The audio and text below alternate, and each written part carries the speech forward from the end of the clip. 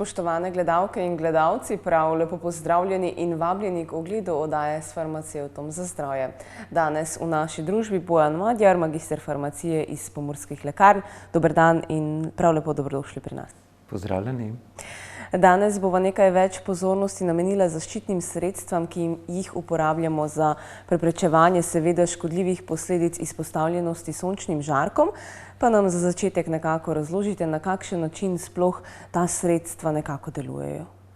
Ja, ta zaščitna sredstva imajo v sebi med drugim tudi snovi, ki bodisi absorbirajo, bodisi pa odbijajo sončne žarke določenih valovnih dolžin. Predvsem imamo v mislih tiste valovne dolžine, ki bi potem lahko nam, naši koži, predvsem škodovali. Gre predvsem za valovne dolžine sevanja UVA pa UVB. In sicer UVB žarki so znani po tem, da povzročajo seveda te težave, ki so takoj vidne. To so recimo pordečela koža ali pa tudi potem nastanek sončnih opeklin. Ne smemo pa pozabiti tudi na UVA sevanje. Ti žarki ne povzročajo takoj nekih težav.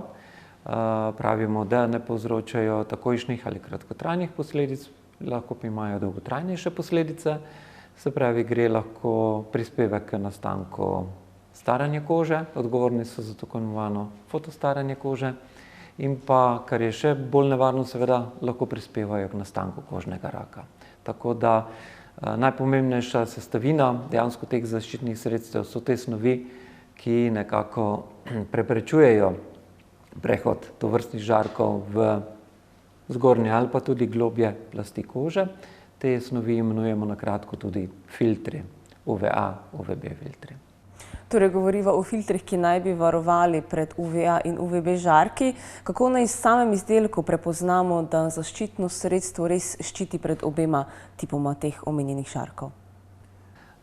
Kar se tiče zaščite, predvsem smo velikokrat pozorni na zaščitni faktor.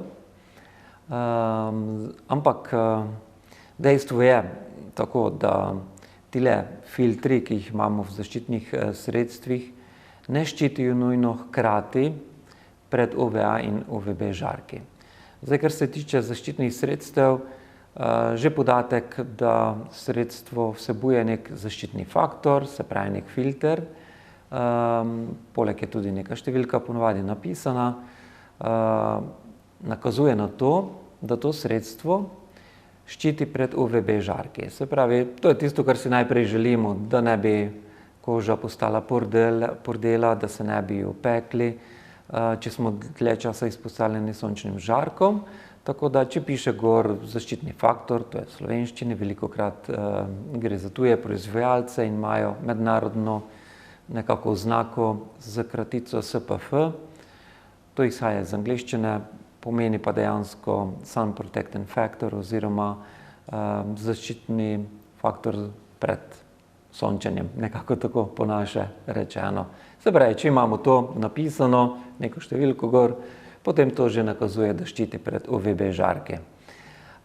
Seveda pa hkrati to še nič ne pove o tem, kako ali sploh ščiti pred UVA žarki.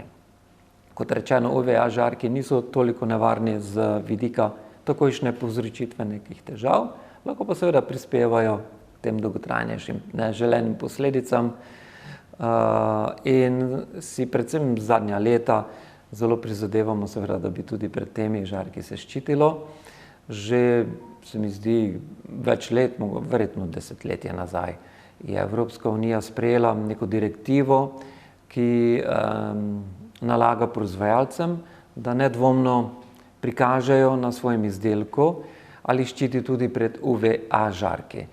Zdaj, to je ponavadi prikazano s piktogramom, izgleda pa tako, da je z velikimi tiskanimi črkami na izdelku izpisano UVA in zaokroženo z neko črto okrog, z nekim krogom. Tako da to lahko hitro vidimo in hitro prepoznamo, da potem ta izdelek tudi ščiti pred UVA sevanjem, ne samo pred UVB sevanjem, na kar nakazuje zaščitni faktor. Pri navedbi zaščitnega faktorja ste omenili izpisano številko. Kaj ta številka točno pomeni, kako močan je potem sam filter zaščitnega sredstva? Tako je, vedno je na takih sredstvih zaščitni faktor označen z neko številko. Nekdaj so bili zelo različni in tudi dost majhni. Če se spomnimo reklam, kakih 20-30 let nazaj smo gledali 2, 4, 8, 12 in podobno. No, danes je tendenca, da se predvsem izdelujejo sredstva z višjim zaščitnim faktorjem. Ponavadi imamo 15, 30, 50, mogoče kaj vmes tudi, ampak predvsem so višji in ni toliko na razpolago. Zdaj, tako enostavno povedano, ta zaščitni faktor pomeni, koliko dlje smo lahko mi izpostavljeni soncu, preden nas bo to opeklo, seveda v primerjavi z situacijo, ko se ne bi zaščitili z zaščitnim sredstvom.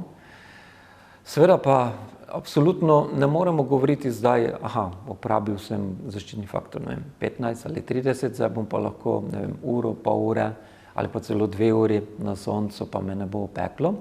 Kajti to, da bomo mi dobili opekline, je odvisno od različnih dejavnikov, recimo od tega, laično povedano, kako močno je sploh sonce, torej v katerem delu dneva, ker vemo, da takrat, ko je sonce najvišje, ko je naša senca najkrajša, poleti seveda, je tudi sonce nekako najmočneje pripeka in je največja verjetnost, da povzroča težave, predvsem opekline, ki jih najprej opazimo.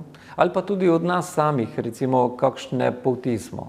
Nekdo, ki je bolj temnejše polti, temnejših las, temnih oči, ponavadi že tako iz izkušenj vemo, da je lahko nezaščiten dlje časa na soncu, pa ne bo dobil opekline v primerjavi z nekom, ki je recimo bolj svetle polti, svetlolas, mogoče modrook, ali pa zelo problematični so tudi rdečelasi ljudje, recimo, ko prepoznamo kožo, ki imajo že itak bolj pegavo kožo. Torej, skratka, ti so nekako bolj občutljivi in jih tudi prej sonce opeče. Tako da, če zdaj ti dve osebi nanesete isto zaščitno sredstvo, gresta na sonce, ne vem, mogoče za 2 uri, on, ki je bolj temnopolt, ne bo čutil nobene rdečine, nobenih opeklin. Tale svetlopolt pa zna zvečer kljub temu že imeti določene težave, recimo na koži. Tako da na to tudi moramo biti pozorni. Na kaj poleg ustrezne zaščite moramo biti še nekako dodatno pozorni pri sami izbiri zaščitnih sredstev? Ja, trg ponuja marsikaj. Seveda so tile filtri, možnost zaščiti ne samo pred UVB, tudi žarki je zelo pomembna. Ampak po drugi strani seveda so tudi pomembni drugi dejavniki. Recimo, če gremo nekam na morje, na jezero, na bazen, se pravi, da bomo v stiku z vodo, se bomo kopali, plavali. V takih primerih seveda pomembno, da posegamo po izdelkih, ki dlje časa ostanejo na koži, da jih tudi voda takoj ne izpere. Ponavadi so ti izdelki tudi malce bolj mastni, kar nekomu, ki bo, ne vem, nekje zunaj slučajno se sprehajal, mogoče šel kolesariti ali kaj delal, izpostavljen sončnim žarkom, pa je bolj pomembno, da bo tudi koža lahko dihala, se pravi, da bo neka ta tekstura samega izdelka omogočala, da bo manj masna, da bo bolj omogočala dihanje koži. Potem imamo seveda izdelke, ki so lahko v obliki kakih krem, emulzij, losjonov, nekomu bolj paše, da je v obliki spreja ali pa celo stika. Tako da odvisno seveda prilagodijo vsakemu posamezniku. Ljudje smo tudi čedalje bolj nekako občutljivi na določene snovi, nekateri prav izkazujejo alergije na določene snovi, tudi v kozmetiki, tako da moramo tudi na to paziti. V takih primerih na splošno že takoj priporočamo, da se izbere nek izdelek, ki je mogoče bolj hipoalergen, da ima res manj dodanih nekih dišav, barvil, ki bi potencialno lahko nekoga dražile, ne vse, nekomu pa lahko povzročajo tudi težave. Kako pa samo zaščitno sredstvo uporabimo, koliko časa, naprimer pred izpostavljenostjo soncu, nanesemo torej zaščitno sredstvo, kdaj ta nanos nekako ponoviti? Fajn je seveda nekako predvidevati, kaj bomo počeli, pa to ponovadi že, saj vemo, gremo na bazen, gremo ven na plažo, bomo nekaj zunaj počeli.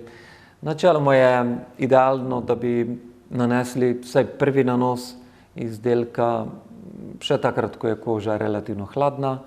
Kakšne pol ure, preden gremo recimo ven, bi bilo fajn, da se že zaščitimo. Predvidimo, kako bomo oblečeni in potem seveda zaščitimo vse dele kože, ki bodo ostali na soncu nezaščiteni. Zdaj pa seveda odvisno, kako dolgo smo zunaj na soncu.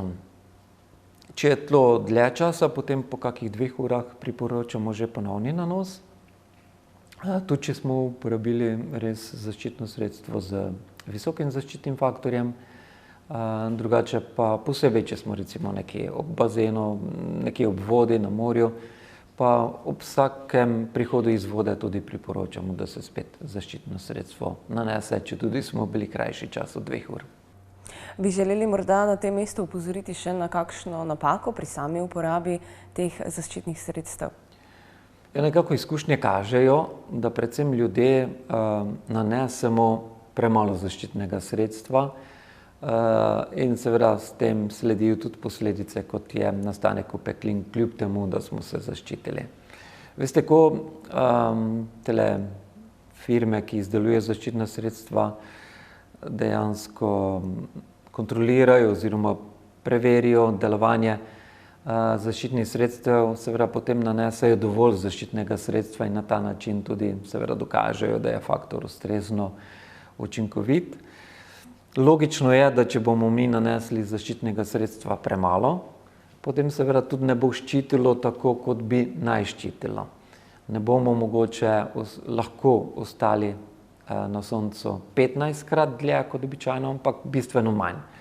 Zato res priporočam, da se nanese dovolj zaščitnega sredstva v količini enostavno, da zaščitimo celotno površino kože, ki bo izpostavljena. Tudi če je to v obliki pršila, popršimo po svojem telesu, ampak potem z dlanjo zaščitno sredstvo še razmažemo seveda po celotni površini kože. To seveda ne pomeni, da mora od nas kar kapljati, ampak mora pa biti vseeno tudi dovolj zaščiteno, torej, da ne ostanejo deli, ki bi bili nedovolj zaščiteni. Ponavadi,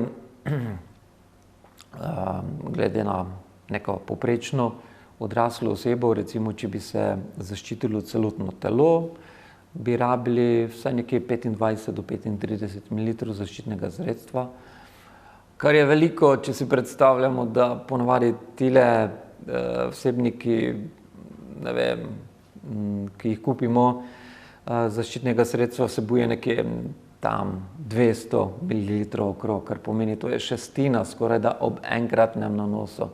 Dejansko se nam bi naj nanesli, če bi res nanašali po pravilih, ponavadi se nam zgodi, da gre cela družina na morje z enim takim vsebnikom, pa se še vrnejo domov, da jim še kaj ostane. Seveda ponavadi bolj ali manj upečeni in ko dejansko so uporabili ustrezno zaščitno sredstvo, samo pravilen način uporabe ni bil, zato so bili potem upečeni. Tako da predvsem res raje malo več dati kot premalo, ker potem nažalost nas ne ščiti tako, kot bi bilo to potrebno oziroma kot tudi določa proizvajalec. No in kot ste omenili, ko se vrnemo nekako domov s kremo, jo ponavadi pospravimo v omaro, naslednje leto zopet pobrskamo za njo. Je ta takrat še uporabna? Kako je s samim rokom uporabe? Ja, ta zaščitna sredstva dejansko sodijo med kozmetiko. In pri kozmetiki je malce drugače kot pri drugih izdelkih. Navajeni smo, da na izdelkih ponavadi piše, kako dolgo je neka zadeva uporabna. To piše ponavadi na zdravilih itak, tudi na prehranskih dopolnilih, tudi na hrani, recimo ne nazadnje, kakih drugih izdelkih ponavadi kar rok uporabnosti je naveden. No, pri teh kozmetičnih izdelkih je pa tako, če je minimalen rok uporabnosti daljši od 30 mesecev, potem proizvajalcu ni potrebno navesti, kako dolgo je izdelek uporaben, ampak ponovadi boste videli en poseben piktogram na takem izdelku. Izgleda pa ta piktogram, prepoznamo ga tako, da je narisan odprt lonček, poleg je pa neka številka, recimo 6M ali pa 12M. Kaj to zdaj pomeni?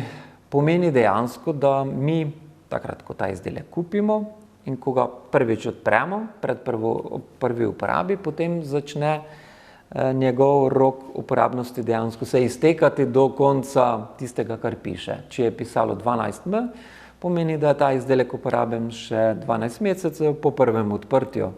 Če smo recimo lansko leto, ne vem, avgusta bili nekje na morju, pa smo uporabljali to zaščitno sredstvo, smo ga odprli, nam je nekaj še ostalo. Potem ja, letos, če gremo recimo zdaj v tem času na dopust, bomo lahko to sredstvo še uporabili. Bi pa res priporočal, da se vseeno malce pogleda. Pomembno je, da je to hranjeno na ustrezen način. Pogledamo predvsem z vidika vizualno, a je barva še vedno enaka, konsistenca mogoče, se ni kaj strdilo, grudice nastale, se kakšna tekočina izločila, da se je spremenil vonj mogoče tudi. Ob kakršnih koli spremembah raje ne uporabimo. Če pa zgleda vse tako, kot je izgledalo takrat, ko smo ga odprli, potem pa ja, do izteka roka teh 12 mesecev lahko brez skrbi še to sredstvo uporabimo. Bojan Madjar, magister farmacije iz Pomurskih lekarn, jaz se vam na tem mestu najlepše zahvaljujem za danes vse povedano in pa seveda do prihodnjič, ko se bova ponovno srečala tukaj, uspešno delo in lep pozdrav. Hvala enako. Vam, spoštovane gledalke in gledalci, pa želimo lep dan. Nasvidenje.